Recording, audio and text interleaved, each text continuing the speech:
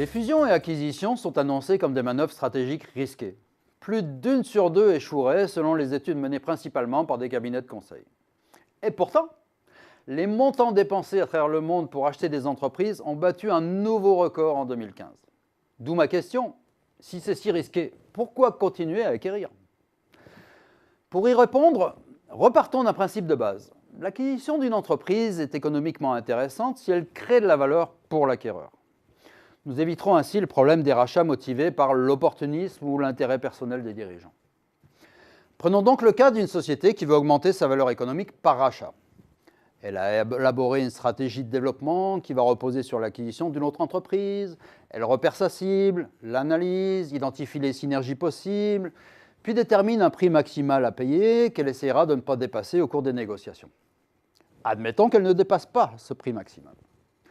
Elle rachète donc effectivement sa cible, puis entame la phase d'intégration pour tirer parti des synergies et atteindre les objectifs stratégiques recherchés. Or, on sait que l'intégration est un processus souvent difficile à piloter, que les belles synergies sur le papier se révèlent parfois inexistantes en pratique et que les coûts de mise en œuvre sont fréquemment sous-estimés. En bref, la rentabilisation de l'investissement est souvent moindre qu'espéré. Néanmoins, est-ce un échec? Si l'acquéreur a réussi à augmenter sa valeur dans des proportions moindres que celles attendues, est-ce un échec? Si l'acquéreur a atteint certains objectifs stratégiques mais raté d'autres, est-ce un échec? Certains vont dire oui, d'autres diront non. Car il existe une zone grise entre succès et échec. Ces interrogations nous ramènent aux études de performance. Soyons prudents quant à leurs résultats, car la mesure du succès ou de l'échec, souvent faite à partir d'un indicateur comptable, reste parcellaire.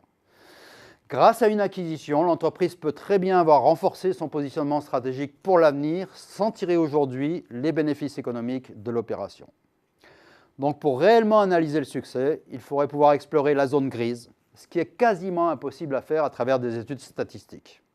Alors, restons prudents quant au taux d'échec annoncé.